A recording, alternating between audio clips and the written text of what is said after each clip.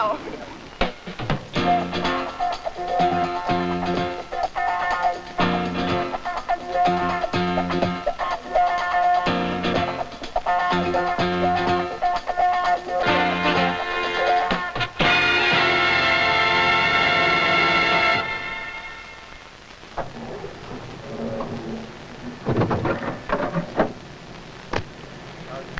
Super.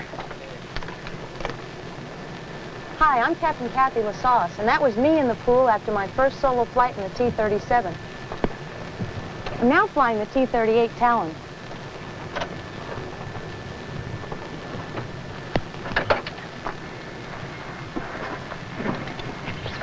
I'm one of the first 10 women to fly this aircraft as a student in undergraduate pilot training. During World War II, the United States trained hundreds of women to become the Air Corps' first female pilots. The WASPs, as they were known, flew thousands of non-combat hours during the war and contributed greatly to the final victory. Last year, in a test program, the Air Force again opened flying training to women. At Mather Air Force Base, California, 6 women officers are now enrolled as student navigators and are scheduled to graduate in October 1977. And at Williams Air Force Base, Arizona, 20 women were enrolled in 2 undergraduate pilot training classes. The second class has just started the first stage of training in the T-37, while the first class has progressed to the more advanced T-38.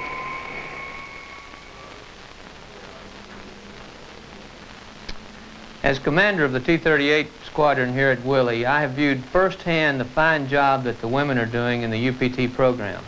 They are completely integrated in the program, with their training schedule being exactly the same as the men.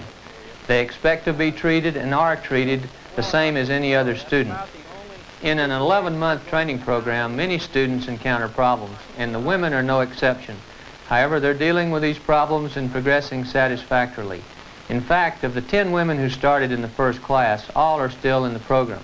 They're meeting the same course training standards as the men, and I think this shows they can hold their own in the program.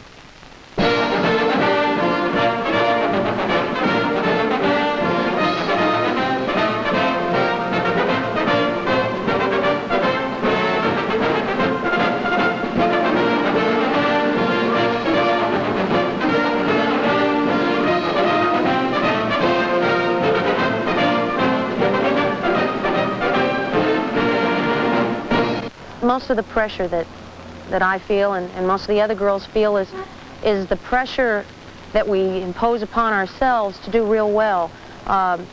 It's like starting out in any field. You can't just be good, you've got to do better. You've got to be better than good.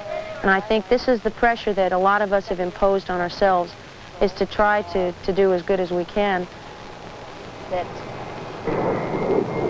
Sir, did you get the takeoff times? Yeah, 12:25 to 13:31. Looks good. I'll catch up with you later.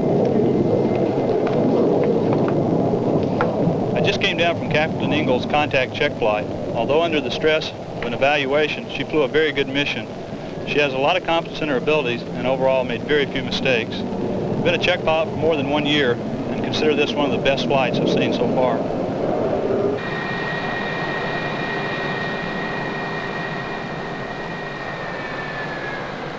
IP's a really special person. The IPs I've flown with, I think the world of, and I'm really excited about who I'm flying with, and that's important. You need to have that rapport. You've got to like the IP. The turn, the chandelle going out of the bottom of the area. Of course, you know, you don't want to do it. Initially, when the women came over to the squadron, there was a lot of anticipation as far as how they were going to do, how things were going to change in the squadron. There's no change at all, really. Nobody really noticed any big problems at all. The women are doing fine. They encounter the same kind of problems that many, if not all, the males encounter while going through the program. And I, for one, as well as a lot of other IPs, have not had to change their techniques at all or program themselves in any different way just because they're flying with the women. This program teaches you budgeting of time. Like, I know I try to do all my academic homework on the weekends and just try to get the full week's worth of work and problems done on the weekend. You have to study at night, but usually for the next activity. whether it's an instrument ride or a contact mission, you mentally prepare for the flight.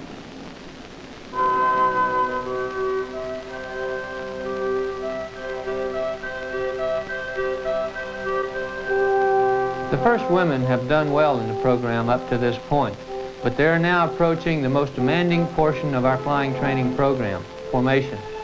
They have only had to deal with the problems associated with their own aircraft, but now they must include in their thought process the problems involved in flying with as many as 3 additional aircraft. Based on their past performance, I think they will also handle this portion of the training well.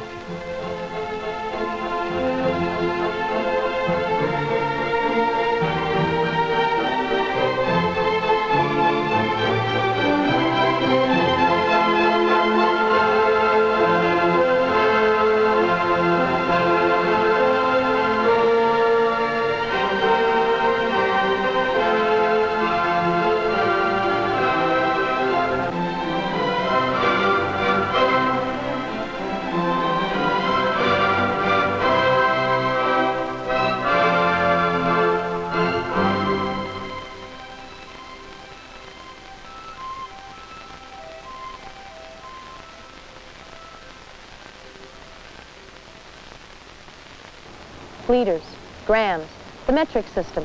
What is it? It's not just a school exercise of changing ounces to grams or liters. It's something that all of us in the Air Force will become a lot more familiar with in years to come. The change to the metric system, or the International System of Units, as it's officially known, is happening already. Some of the packages in the stores are already showing their sizes in metric terms.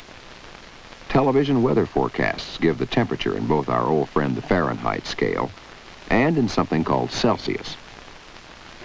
And foreign car owners no longer have to look all over town to find a set of metric wrenches to work on their pride and joy.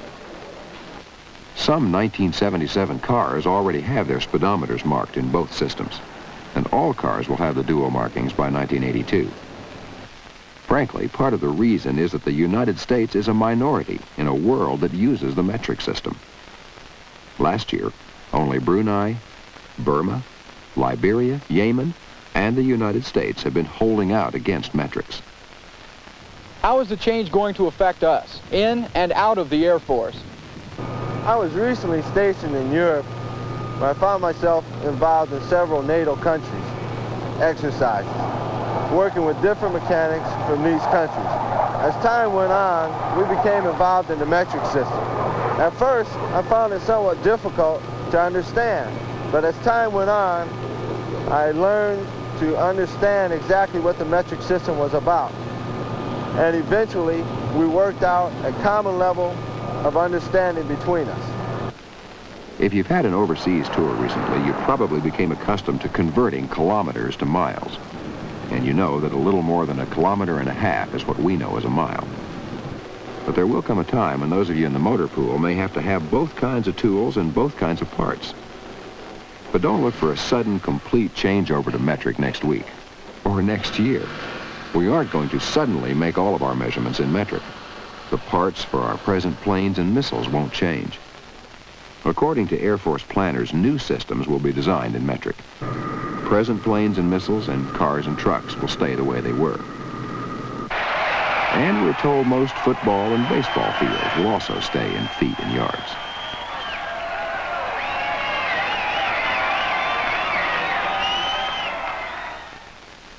In years to come, we will be joining the rest of the world in a measurement system that is logical, easy, and consistent.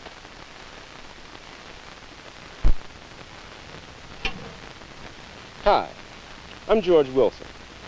We've all seen the short messages at the bottom of our leaving earnings statements about the Air Force Recruiting Assistance Program. This one says, the program provides an opportunity for each member to help ensure a bright future for the Air Force. It's true, you know, we can help the Air Force and our friends or acquaintances. They can benefit from the many opportunities for training, education, and a direction to their lives that the Air Force offers. Now, the Air Force isn't for everybody, and the Air Force certainly doesn't want just anybody either, because the quality of the Air Force depends on the quality of its people. If you know a young person with the potential that the Air Force needs, you know somebody you'd like to serve with. Talk to them about the Air Force. You'll be helping them improve their lives, and you'll be helping us keep our team, the best one going.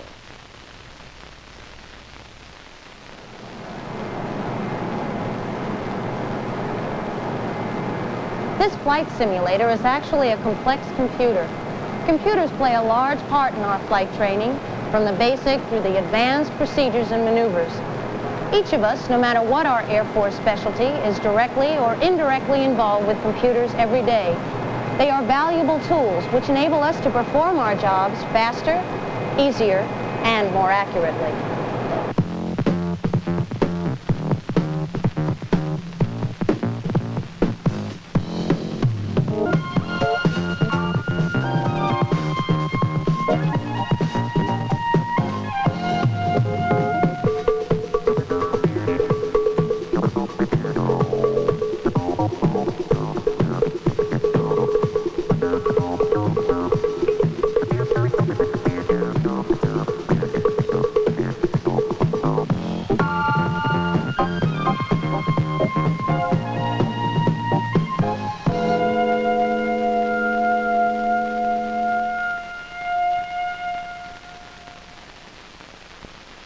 (1947) marked the birth of both the United States Air Force and the world's first electronic digital computer. The Air Force use of computers grew as computers did, from the massive, limited-capacity early machines, through the second-generation transistorized computers, to today's integrated circuit computers, which serve as the central nervous system for our modern Air Force. Because computers are so important in the Air Force today, every cadet at the Air Force Academy takes a course in computer science so that he can learn how the computer works and how to effectively use it.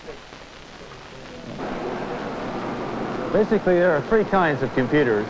Large computer systems, or maxi computers, are used in places like the Finance Center or MPC, where we have to process large amounts of information, or in places where we need to support lots of people doing a variety of different jobs. Each year, the centralized military pay facility at the Accounting and Finance Center in Denver pays $6.5 billion to 580,000 active duty personnel, as well as retired and reserve pay. Jumps inquiries, please hold. Jumps inquiries start in Ashby. Duluth, Minnesota. The center receives 40,000 telephone requests a month for routine pay information and can furnish the answers immediately in most cases, as the circuits search their electronic memories in thousandths of a second. Okay, base pay is $849.90. VAQ is $198.30. He's drawing pro pay at $150 a month. Our paychecks arrive on time and accurately, thanks to computers and the skilled experts who operate them. Many computers, such as this, are much smaller and cheaper. They are used to support combat operations, whether that be aboard an aircraft or in a combat operations center, such as NORAD. Among the most sophisticated computer systems ever developed is NORAD's Cheyenne Mountain Complex, which must provide ballistic missile and bomber early warning information for the defense of our continent. The satellite surveillance system 23,000 miles in space and radar sensors on the ground constantly feed information to the complex, where computers keep track of all man-made objects in space and potential new threats. The computer's ability to accept, process, and furnish information to NORAD's evaluators help ensure that our defense system has maximum warning of enemy attack.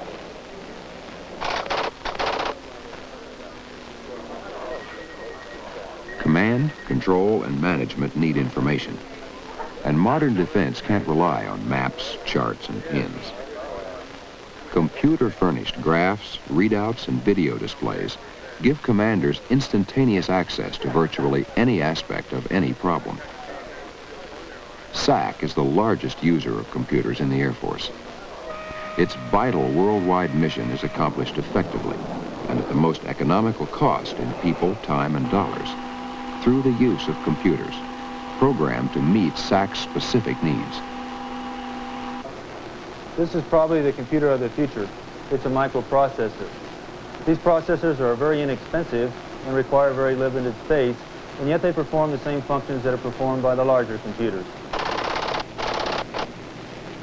At the Air Force Avionics Laboratory, computers help engineers in the research, development, testing, and evaluation of avionics for tomorrow's Air Force. Here, new ideas and concepts in navigation, communication, electronic warfare, surveillance, reconnaissance, and weapon delivery are limited only by the imagination of man. And computers allow men new freedom in the exploration of the frontiers of technology. Whether it be a small handheld calculator like this one, or a large-scale computer system like the one behind me, computers affect the lives of everyone in the Air Force and the way we do our job.